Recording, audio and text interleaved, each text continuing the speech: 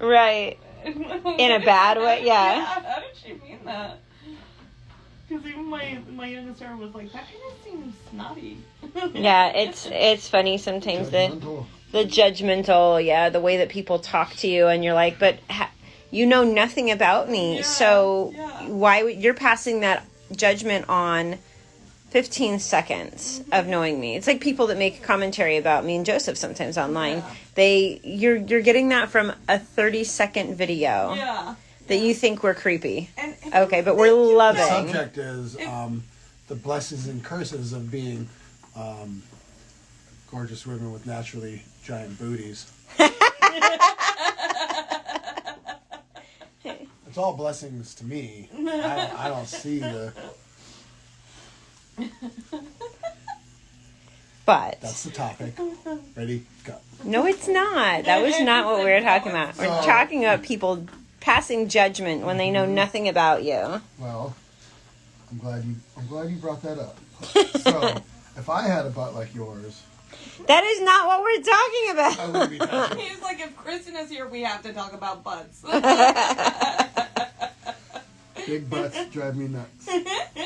So, taking people at face value.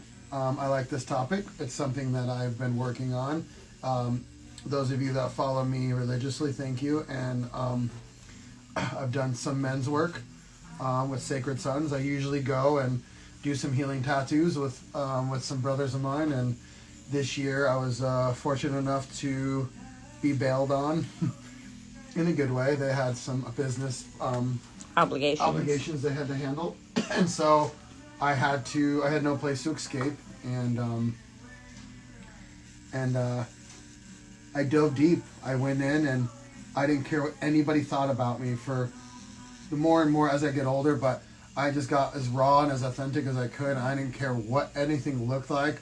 I went there with no expectations and went there. I didn't even want to look online to see what it looked like, babe? I wanted to be surprised. Yeah. And I did every exercise and workshop fully, and the of getting about uncomfortable, those of you that in my story today's day 10 of stripping all those distractions away and getting uncomfortable.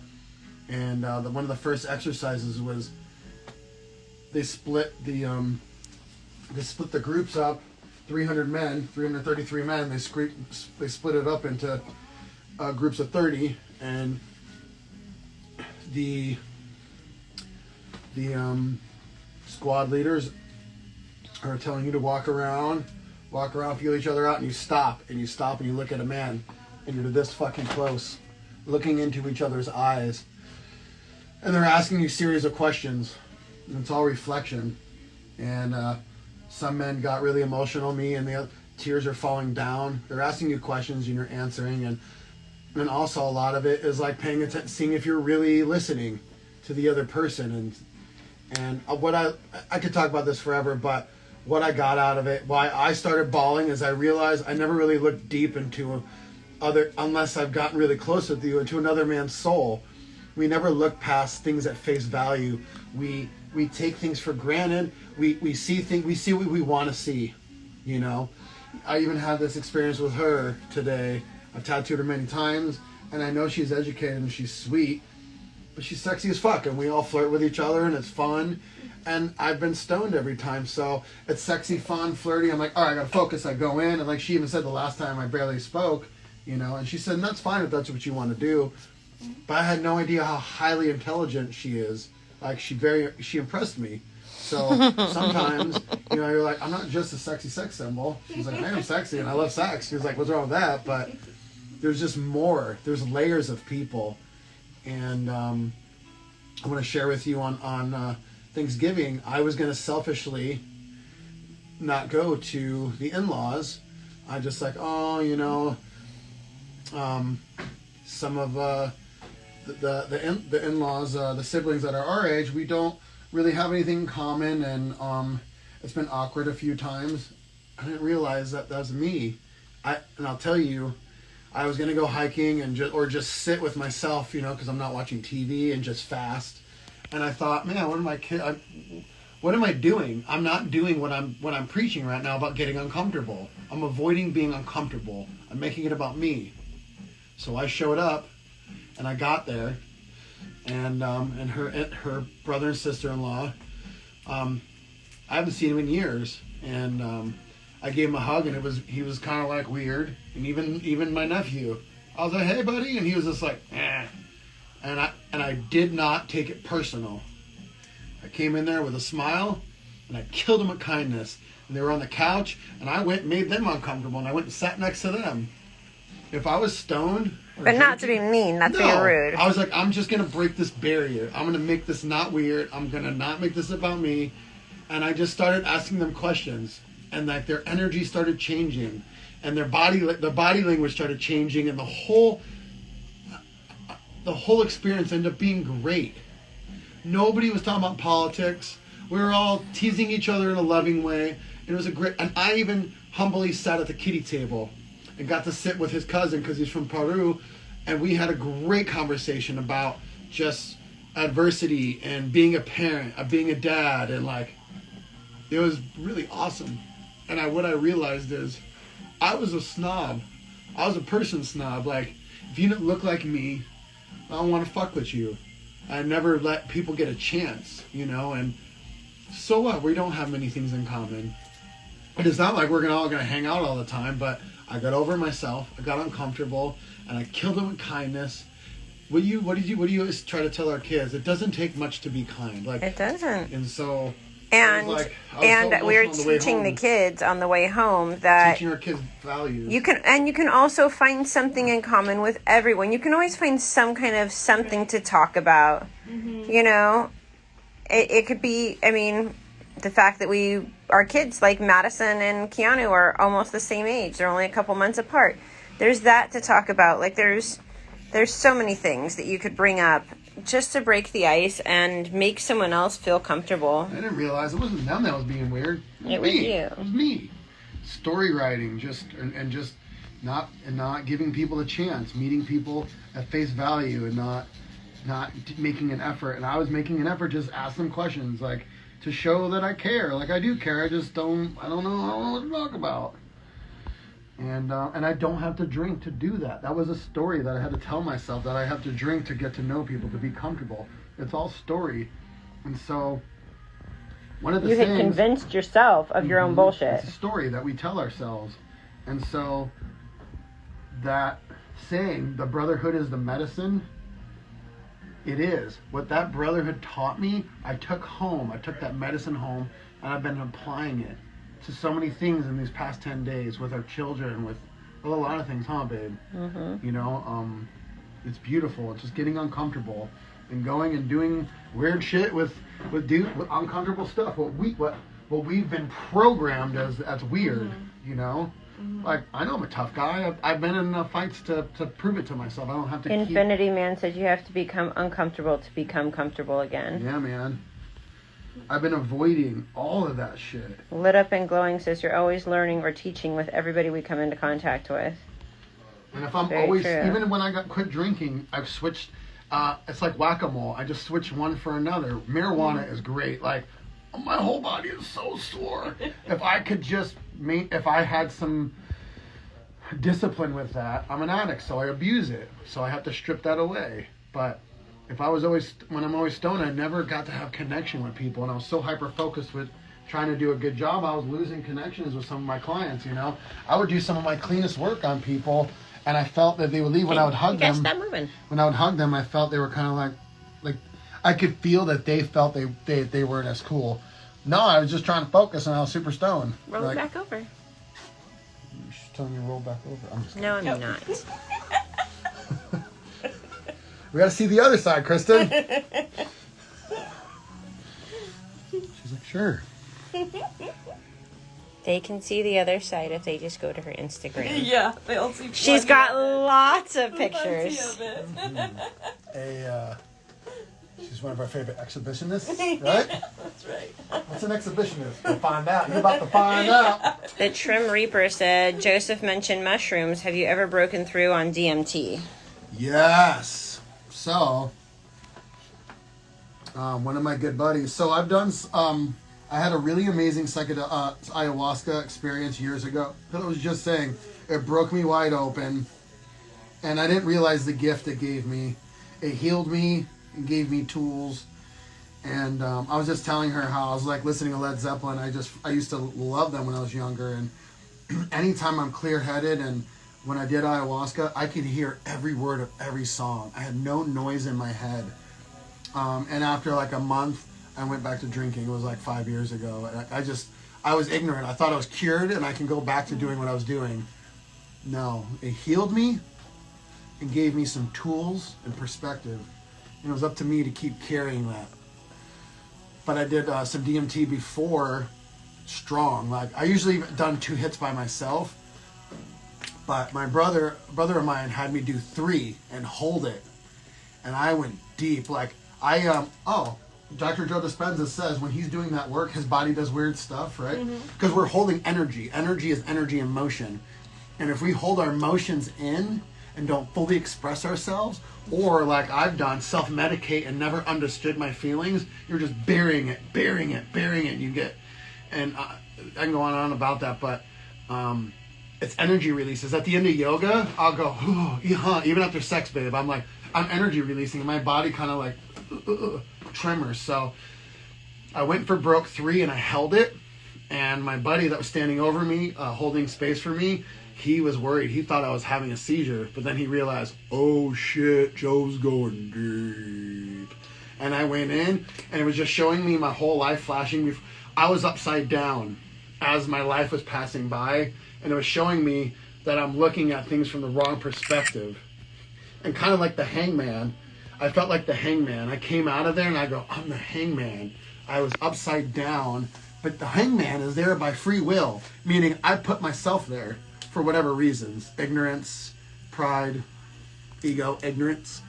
And then I was in Laguna and I had to get right back. I had to get on the plane and return my car all in like, it happened. It all, and it was at like 3:33. It kept saying on the map quest to get back, but I was in a hurry to go rinse off in the ocean in Laguna before I got in the car, and I remember saying, hurry up, wave, and that voice was like, just wait, everything comes to you when you wait. And as soon as I just a big wave came up, and it was just enough to wash me off, and I was like, now go. That was pretty cool. But the first few times I did DMT, I only did enough just to show. Actually, the one I did by myself, I felt like I was inside of an Alex Gray painting, and it's like like Joe Dispenza says, be nowhere, be no one, be nobody. And I was like not a figure. I was in this breathing, moving, geometric shapes, and it just with each breath is like everything would change and move, and up came a sphere, and it was a body, it was a figure. And it was dancing, and it had no face. It was all moving colors. And as I was coming out of the trance, it was dancing, and it flipped me off. And it was, even though it had no face, I knew it was smiling at me. And the messages I got was, get over yourself. This whole life is a dance. And I came out of it, and I was like, whoa. It was awesome. I can only think of one thing. What? Not saying it's drugs. But it's drugs. We are drugs. Not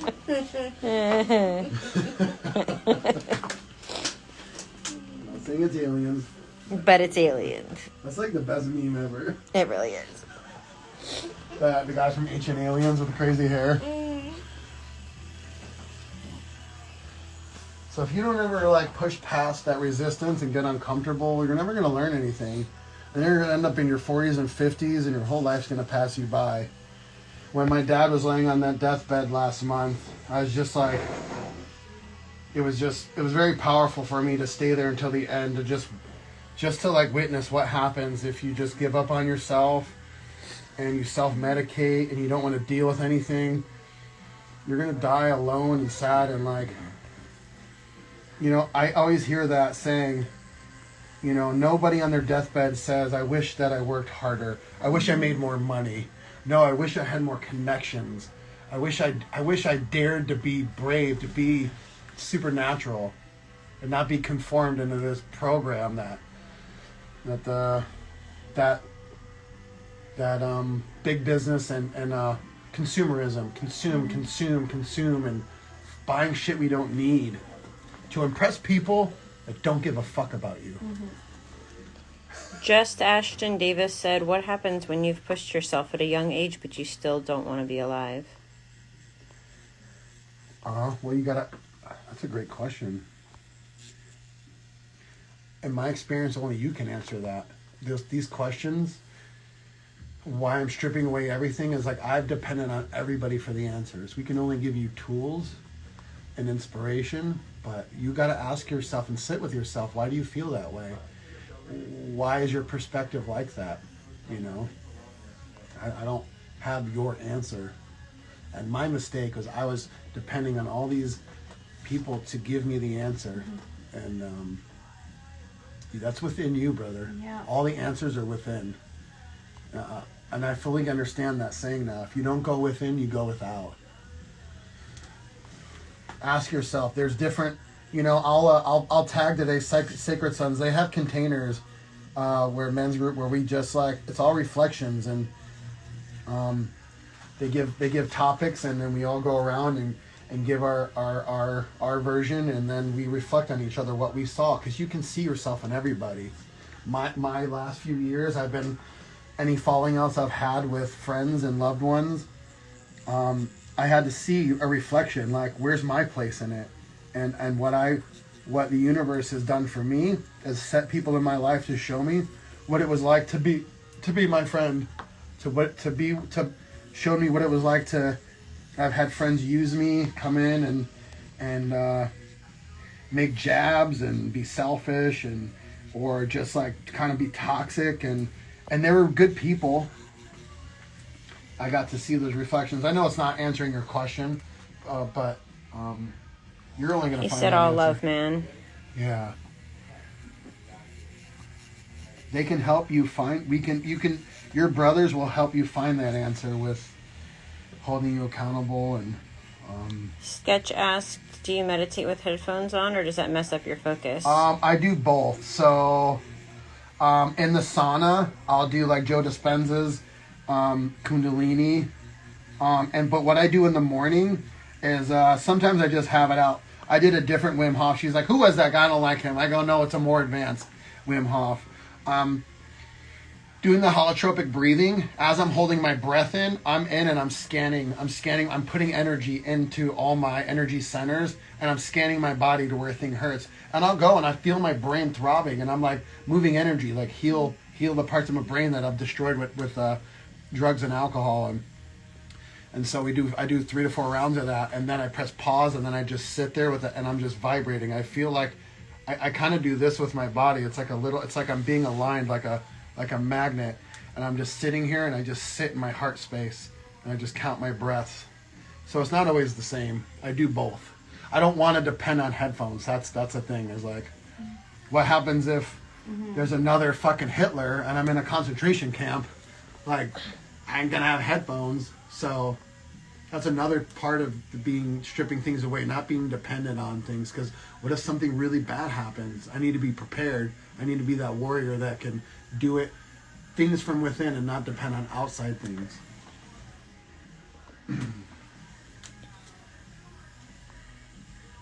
Anybody else? Any other quick questions? Any women there that have questions for both these ladies have been through a lot. Like, she's been in the military. She's had trauma with toxic men. And is it okay for me to say that for you? I didn't ask you, but both of them. She's been with a toxic man, toxic father. Same. You know, these women have a lot in common, not just blondes with big butts and brains. As awesome as that is. Yeah, it sure is. How about some questions from the ladies out there?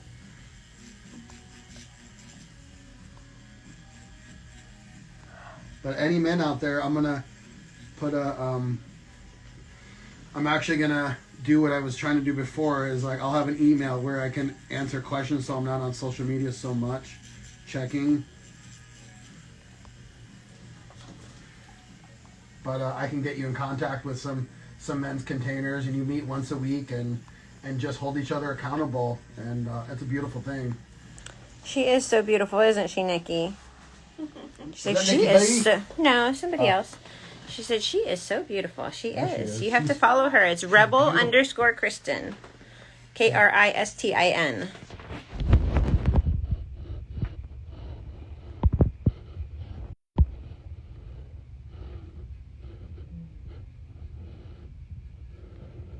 But we were talking about, judging, and we were talking about it earlier about, I didn't realize I was like, I've never been racist. I was prejudiced against my own, like, heritage. Well, I'm half Italian, but, like, dorky, preppy white people. Like, I never gave them a chance. And she's like, yeah, it's prejudice, right? I was related with black and Hispanic and gangster Asians because I'm like, oh, they're from the streets, and I can be more relatable. But that's putting yourself in a box. We were talking about that with our kids. That's you relating to their style or trying to not relate to another white person instead of relating to what you actually know about them. You were relating to what you could see, because half those people you didn't have anything in common with either. Like, there's, just because they were from the streets, you still didn't really have anything.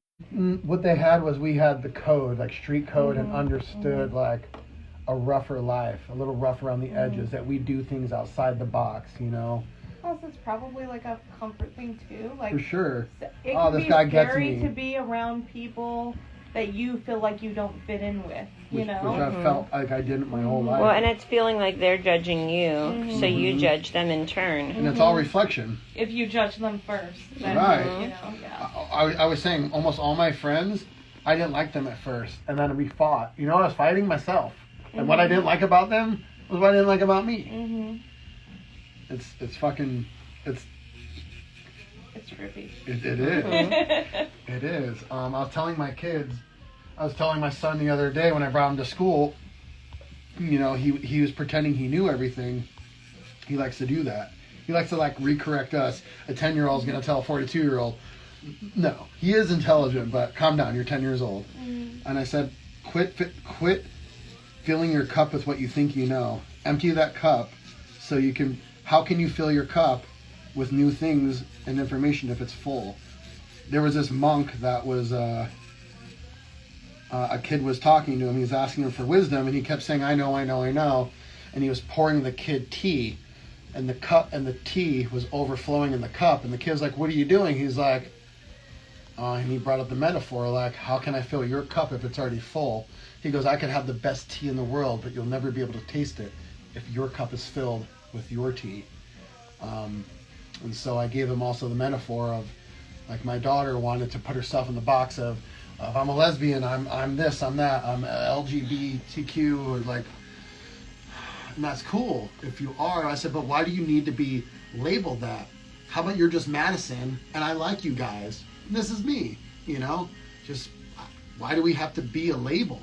Why do we need to be, just like I say, vegans will say they're a vegan when there's not even food in front of them? Well, and I think you missed this part when she was responding to you, But saying now, that she finally... She even said, I think I like boys. There's a She boy I said have she has a crush on a I said, boy, see, yeah. you're so hell-bent on trying to be like your friend that's lesbian, but you can still be her friend if you're straight. Why do you have to like the same things? That'd be kind of boring if you like exactly all the same things.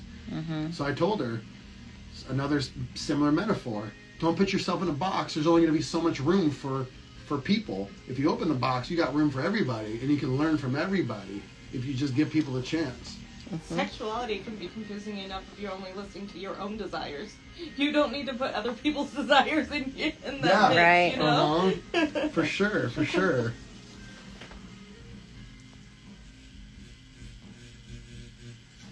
So me and Michelle were talking about doing podcasts, and people say we should. I think this would be our podcast, while we're tattooing, and just asking people questions. Kind of like the hot ones, right? Asking people questions. Yeah. You better not steal that, any of you tattoos out there. No one would do it. Copyright, Ricky Bobby. Shake and bake. We're like, shake and bake. Copyright, Ricky Bobby. So dumb. Anyways, guys, Thank you so much for joining us. We're not done. We're not? I think we're done. Really? We're done. Why is it dropping off? No, there's 11. Yeah. 11. Any other questions? Any good questions out there? No, that's why I'm saying. Or is it just dudes that are like, just show the monkey.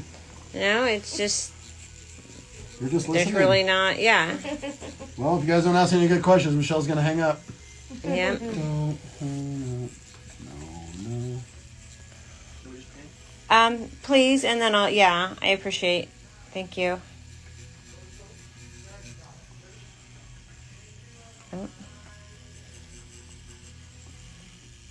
Thank you so much. You said y'all are the best. You're beautiful. You guys are awesome. Thank you, guys. Thank you for joining us. So, cultural differences.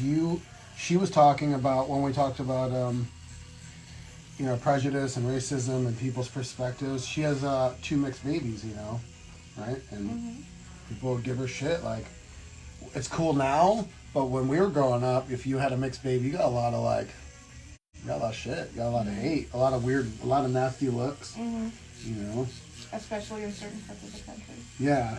How'd you deal with that, Kristen? I just didn't care. I just really didn't, because I'm so That's how they with feel. My children, I love them so damn much. They don't really experience a lot of racism as of yet, except like really ignorant, stupid things that because we live in a very suburban area, so like my daughter will get told things like she's not black enough, or they don't believe that her dad's black because he doesn't live here and they can't see him and stuff like that, because they're both very light skinned. And I'm just like, the ignorance, like, I almost wish people would just start teaching their children people can look like anything. Don't feel like you have to put a label on someone immediately. My older daughter has been called the Mexican before, and she's not even Mexican. Just don't, that ignorance. It's very strange. It's a very strange. I'll catch myself label someone something, not knowing. Right. Like I always say, oh yeah, I was hanging out with this black dude. Why can't you just say this dude? You know what I mean? Why does it have to have this tattooed dude or my yogi friend? Why can't it just be like, oh, I was hanging out with this dude who was rad? I'm gonna work on that one myself. Just let people be people, not put in a box with their looks. What were you saying, babe? About how, I had to realize the hard way when I started tattooing my face before it was trendy. I got a lot of shit 20 years ago. I tattooed my chin, and people were like, "What the fuck?" And I only wanted the good compliments. It's like when you got big old titties, you wear a cute shirt, right? And you can't go out wearing ass and titty clothes and get upset when you get bad remarks, because you're asking for attention in a way, in a big way. So you can't only get the positive attention. You have to be able to accept it all. And I used to get defensive when people would make snide comments about my face tattoos. I would get so fucking defensive. But I chose to look this way. People didn't choose to be black or Mexican. And that's Asian what I was explaining to our daughter the other night, was that people get judged based off something they have no control over. There are things that you have control over. Like if you decide to draw your eyebrows a certain way, then people can say something about that. But what are they going to say about something that you have no control over? That's what we were talking about earlier, because we were talking about the police versus the black issue. And I was saying you can care about both, but also, they get to go home and take that uniform off. Right. A black person can't take their skin off at the end of the day. Right. That's how they look every single day. And they exactly. have to live in that world every single day. So it's important to have empathy for that and to have understanding for the struggle that our society provides because of skin color. Exactly.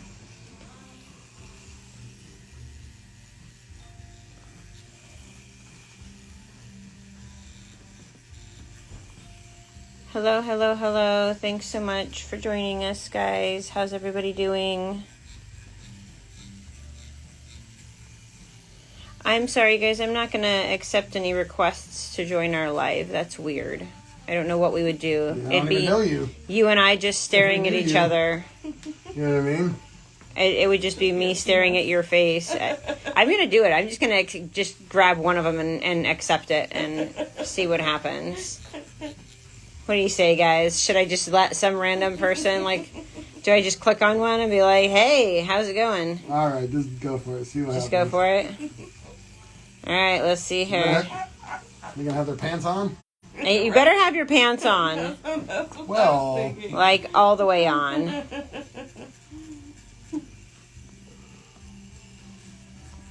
Okay, I'm looking for one of these requests.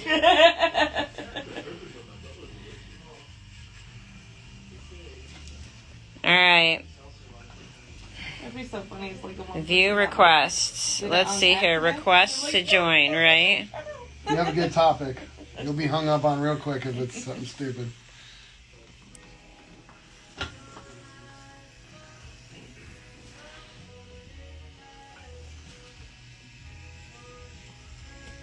Let's see. I'm going to wait a little while. Yeah. Someone wants to jump in with something funny or an intelligent conversation, we'll do that. Tat a little cook on her? I don't have the slightest idea what you're talking about. A little cook? Could be a little language barrier. Yeah. Cook. Like a little chef. Like a little. Or he missed. Like, is he a little cock? Yeah, she thinks he misspelled cock. Pretty sure. I'm gonna say that you're probably winning on that one, Kristen. She thinks like us. She's all woman, but thinks like a dude, right?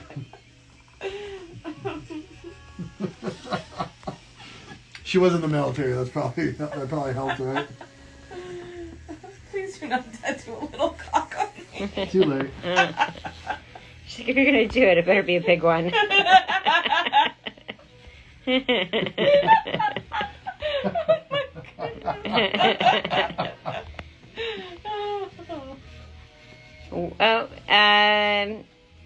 Tai Chandler wants to know, what is your favorite tattoo on yourself, babe? Me, my back. Same. It's a shamanic, ayahuasca shamanic.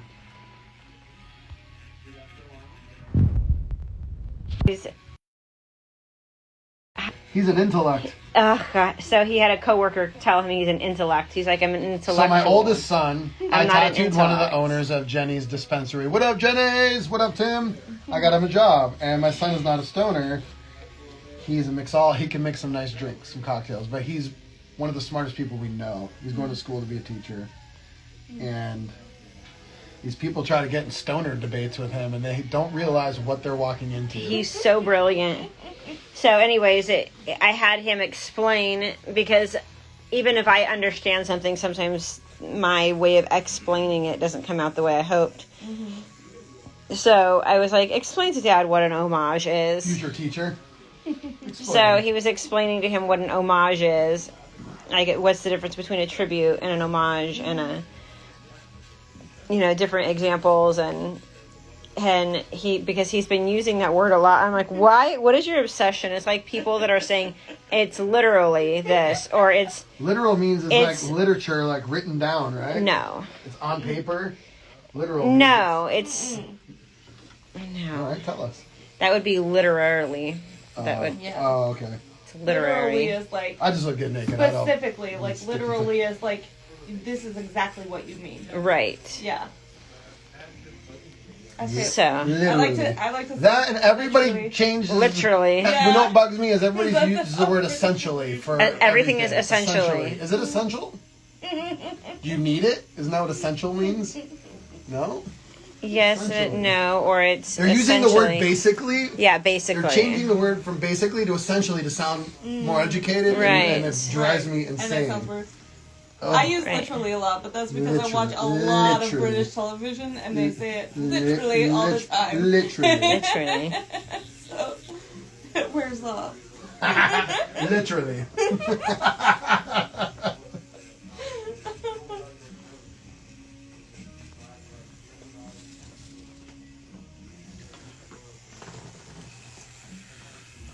people ask to see. No, I'm just showing them. Showing? Yep, if you'll stop moving. Wow. Now they can see her pretty face and her tattoo. Michelle used to have longer claws than these, and the first time we fold around, she whoop, right out the butt. And I was like, whoa. They were like she's like, don't 3 move. times that length. Mine were like an inch and a half. She's like, don't move. And I was like, I don't know if I like it. I don't know if I want to admit that I like it. I don't know. I liked it. True story. Yeah, I can't go any longer than this because of my tremor. This is pretty long for me where they are right now. Your trimmer? My tremor? My shaking Oh, right, hands? yes. Yeah. Michelle had a hard time putting her eyelashes on when she didn't have them. Mm-hmm. Oh, really? And people always ask, how do you wipe your butt? The same way you do? Yeah. Not with the tips of my fingernails. Yeah, exactly. Who the fuck uses their nails to scrape their butt? I Like, do have a friend that ripped It's her the ass a poopas. little bit Yeah. because her nails were so sharp. She Though I ripped her guess it ass just out. raised it. Ooh. She's like, I ripped my hemorrhoid. I was like, oh, that's a bad day. Jabba, you said, have you ever read Carlos Castaneda's book? What book is it? I haven't. I have not. What is the book? What is it called? So last night I sneezed and I bit the side of my tongue really hard when I sneezed. Aw. It hurts so bad. Oh. That's half the reason why I'm not talking much. My whole tongue on the right side feels bruised. It's terrible, yeah. Feels like a terrible canker sore or something. Yeah, it just feels bruised. Like, I can feel, because it's where my teeth hit my tongue as I talk. So terrible. Feels like my ego after you've corrected me 5 times in one day. Something to be corrected. Bruised. Yeah. Oh. See? It's your fault. See why she couldn't be? Why she couldn't be our girlfriend? You guys would just team up on me. We'd have to set boundaries. It would be so good for you. He'd need a safe word. Like I need a safe You word. need a I safe- need a non-sexual safe word. My ego is fragile. The little boy in me needs to be hugged right Dre, you must be new here. He says, LOL, this is you not talking much. Yeah, it now. is. It is. Clearly, you're new here. You must be new here. No new friends. Just kidding. What is the... You are not allowed to criticize Michelle, by the way. Thank you. Jared, come get rid of this fly. Rady wants to know if you like tall men or short men. Me? Yeah. I don't care about I like them all. She doesn't care about height. She's very tiny. I like men who are nice. What are you, 4'10"? 5 foot? 5 foot. Look at those hands. It's like... Imagine... Never mind. It's like my dad. He could catch him with one hand. He's 89 years old and he'll catch him What? Really? all the time. I see him all the time. He's like, how do you do that? You're really like, I am South American Miyagi. right? And what was that? You need like it's right here. Let's get it out of here. Chameleon Media, he uses the Bishop liner. The Bishop wand This is liner. the Bishop... No, this is the Bishop Packer right They now. said, what do Oh. you use for lining? Lining. The Bishop Liner, the 5.0. I mean, I know what I'm talking about. You do. You order my supplies. Right.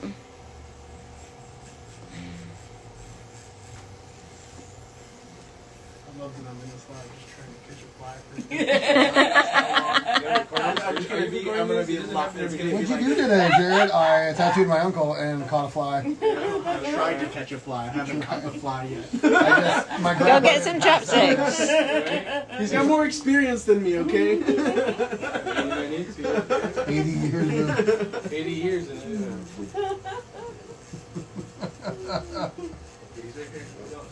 A skill you didn't know you needed. Jared, Part come of the far down apprenticeship. here, maybe you'll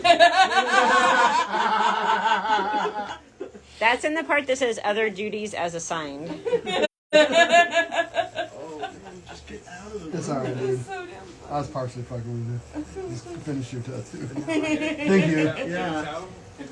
He's obsessed with it now. Yeah, he's like, now I have to get rid of it.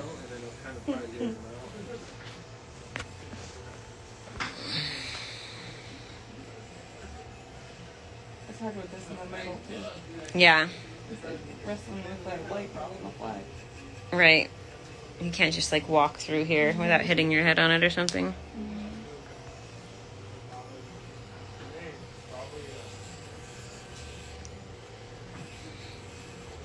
Any good questions before we go? No, there's nobody who's writing in English, so that's why I was gonna go earlier. I can't talk with anybody. There's nothing going on.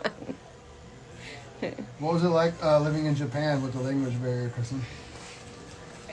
The Japanese make it very easy, to be Right. honest. I tried really hard. I would carry around a book and I would try to use it as much as I could because I didn't want to be a rude American. But it's really hard for me to learn foreign language. So even though I lived there for 3 years total, I still cannot barely speak in Japanese because it just never soaked in.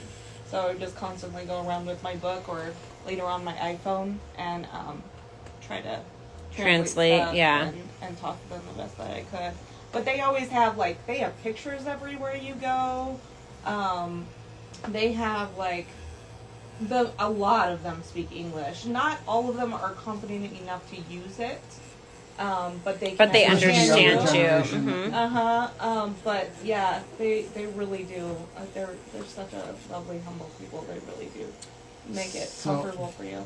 They've always, Japanese younger culture have always loved American culture. You know, Michelle did a lot of pinup modeling and would do rockabilly events, and those guys come hard. When they do things, they do it big. Oh yeah. They got the biggest pompadours, you know. The best vintage clothing, I love it because now it's reversed. My both my children are really into Asian culture and they like K-pop and all that kind of stuff.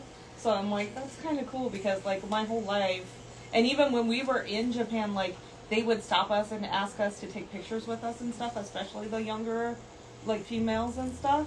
And I'd always be because my ex-husband now, he was black, so we're a completely different look for them, you know, and American, of course. And so, and then whenever after I had my daughter, they would always be like, kawaii! Because she was she had these big brown eyes, and she was just, so it was cool. It was really cool. So, and they would always ask to take pictures and do the peace sign. that's cute. It's so cute. We were talking this morning about what's trending right now is Carhartt clothing. Oh, and yeah? So it's very hipster right now for people to wear Carhartt. And she said there's a meme that says, if you're wearing Carhartt hat clothing, you better be doing Carhartt shit. Yeah. And So I asked our client yesterday, actually Jared's client, one of his friends, he's an electrician and he was wearing a Carhartt hat. And I told him, and he's like, it drives me nuts. He goes, my wife loves to go vintage shopping and thrift shopping. He goes, and I don't. He goes, but it's so annoying when you go into a thrift store and there's all this Carhartt. He goes, and people want to buy the dirtier, the stuff that's really worn and has stains. They will give you top dollar for used. If it has blood, you'll get top dollar. They said if it's got blood or serious paint stains or anything, they'll pay even more. Grab your Carhartt, go roll in the dirt, and go get punched in the face and let it bleed on you. Shut up! Don't follow his advice. Yes, do it. Don't do it. And then you can go buy a new. If you want to buy a new one. I told him just sell his old Carhartt and he could probably make enough money to buy a new one because Carhartt's not cheap. But he said that when he went to go buy his new jacket when it was getting cold outside, he goes, I can usually go for about 5 years with a Carhartt, wearing it at work and everything. And he said he went to buy a new one this year and because they live in Oregon, so it's already cold. And he said he went to buy a new one and the girl goes, so are you buying this for work or for fashion? And he was like, for fashion? No, I'm an electrician. Do I look like a fucking hipster fashionista? He was like, oh my God.